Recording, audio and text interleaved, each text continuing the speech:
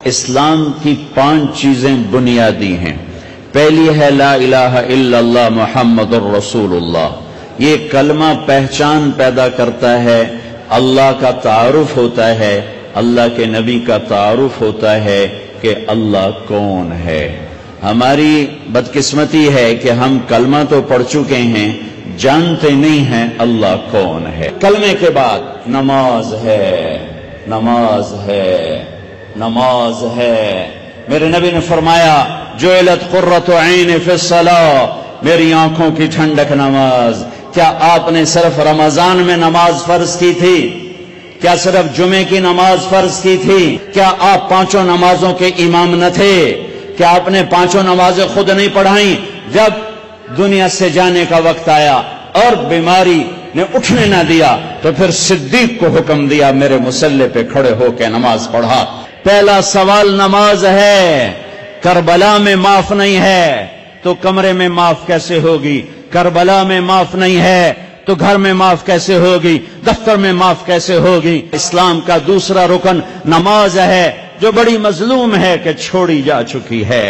نقش توحید کا ہر دل پہ بٹھایا ہم نے، زیر خنجر بھی یہ پیغام سنایا ہم نے۔ کبھی امت کی یہ شان تھی، ایک ہی صف میں کھڑے ہو گئے محمود و عیاض، نہ کوئی بندہ رہا نہ کوئی بندہ نماز۔ آ گیا عین لڑائی میں اگر وقت نماز، قبلہ رو ہو کے کھڑی ہو گئی قوم ہجر۔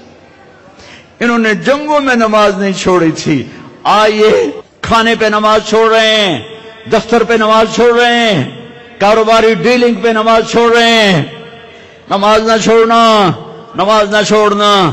نماز بندے اور رب کے درمیان ایک تعلق پیدا کرتی ہے، تعلق پیدا کرتی ہے، تعلق پیدا کرتی ہے۔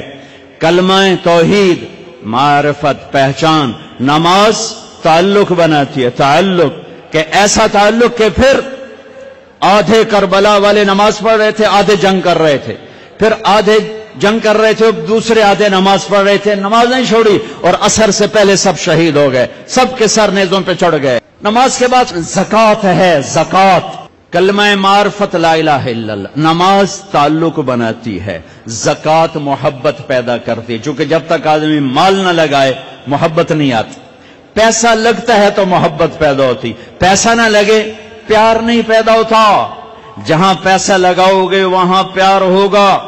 ایک صحابی نے کہا یا رسول اللہ موت سے ڈر لگتا ہے، کہا پیسے ہیں؟ کہا جی ہیں۔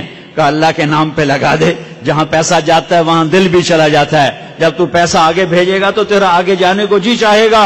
میرا مالدار آج کل بخیل ہے، جب اللہ ناراض ہوتا ہے تو پیسہ بخیلوں کو دے دیتا ہے، جب اللہ راضی ہوتا ہے تو پیسہ سخیوں کو دے دیتا ہے۔ اللہ کے راضی ہونے کی کیا نشانی؟ پیسہ سخیوں کے پاس ہوگا۔ اللہ کے ناراض ہونے کی کیا نشانی؟ پیسہ بخیلوں کے پاس ہوگا۔ ایک ہوتا ہے بخیل اور ایک ہوتا ہے بخیل دا بھی دادا، پردادا، اس کو کہتے ہیں شحیح، شح، ومن یوق شح نفسہ وَأَمَّا مَنْ بَخِلَ وَاسْتَغْنَى، دونوں لفظ قرآن نے استعمال کیے ہیں۔ بخیل کون ہے؟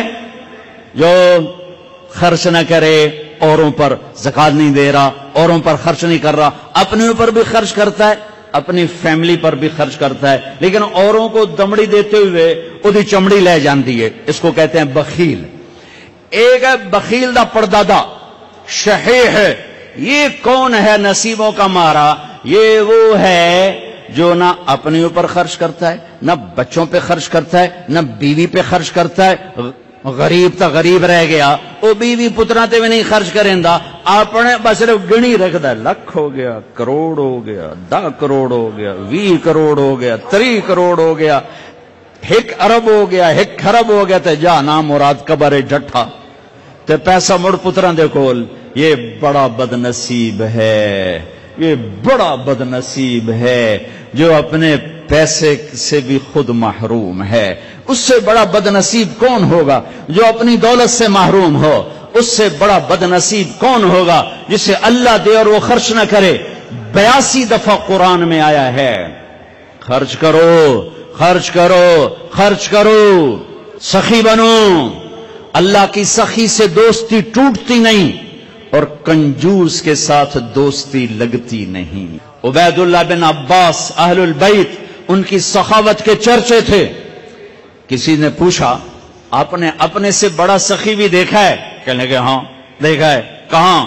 کہ میں سفر میں تھا، بارش شروع ہو گئی، صحرا تھا، ایک بدو کا جھونپڑا ملا، میں نے کہا پردیسی ہوں، کہا آؤ، اس نے پورا اونٹ ذبح کر دیا، 2 ہم آدمی اس نے اونٹ ذبح کر دیا۔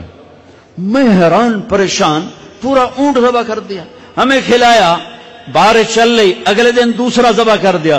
اور میں کہ حالی تک کل اللہ اتنا گوشت پہ آئے تے اے کیوں کیتی جانا ہے؟ میں پرانے نو کدی بیا گوشت نہیں کھوایا تازہ، میں نے مہمانوں کو کبھی باسی گوشت نہیں کھلایا۔ تیسرا دن آیا، بارش تھی، تیسرا اونٹ ذبح کر دیا۔ کہ میں 7 دن بارش ہوتی رہی، میں وہاں پھنسا رہا، روزانہ نیا اونٹ ذبح کر کے مجھے کھلاتا رہا۔ انہیں کتنا کھاونا ہے؟ 1 سیر 2 سیر؟ کہ بس یہ ہم سکھا لیں گے، میرا مہمان باسی روٹی نہیں کبھی کھایا کرتا، کہ وہ مجھ سے بھی بڑا سخی تھا۔ حاتم تائی سے کسی نے پوچھا اپنے سے بڑا سخی دیکھا؟ کہاں دیکھا ہے؟ ایک رات سفر میں تھا، رات ہوئی، ایک نوجوان بدو کے گھر اترے، اس نے بکرا ذبح کیا اور اس کا گوشت بنایا، اس کی سری لایا تو میرے منہ سے نکلا سری بڑی بڑھیا بنی ہوئی ہے۔ اس کے بعد ہمیں نہیں پتا، اور اس سریاں لا لا کے بھون کے کھلاتا رہا۔ جب صبح ہوئی تو ہم نے دیکھا 100 بکرے ذبح کر کے ہمیں کھلا دیے تھے، کل کائنات اس کی 100 بکرے تھے۔ میں کہا ایک ہی کی تھی، پرانے دا شوق تو پورا کرنا ہے نا۔ تو کہنے لگے حاتم تائی، میں نے کہا اس کو 100 اونٹ انعام دے دیے جائیں۔ حاتم تائی کے پاس 100 اونٹ دینا کوئی بڑی گل نہیں، لیکن ایک غریب آدمی کا 100 بکرے ذبح کر دینا، ساری کائنات ذبح کر دی اس نے، اور ابھی تو اسلام بھی نہیں آیا تھا اور یہ سخاوت تھی۔ ارے تم تو مسلمان ہو پھر بخیل ہو، رب العالمین کہتے ہو پھر پیسہ نہیں خرچ کرتے ہو۔